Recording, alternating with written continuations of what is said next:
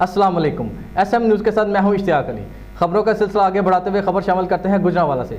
वजीराबाद के इलाका जाम के चट्ठा में गैस सिलेंडर का धमाका, जिसके नतीजे में 3 साल जेब मौका पर हलाक, जबकि 5 अफराद जख्मी हो गए। इसी हवाले से बात करते हैं अपने ब्यूरो चीफ मियां मुमताज़ अहमद तज्जी से। जी मुमताज़, क्या तफसीलात हैं आपके पास? जी, ज़िला गुजरांवाला, तहसील वजीराबाद, इलाका थाना अलीपुर चट्ठा, गांव जाम के चट्टा। कौसर बेगम जोजा कलीमुल्ला कौम राजपूत सकना जाम के चट्टा, जो कि अपने घर किचन में खाना गैस सिलेंडर पर खाना पका रही थी।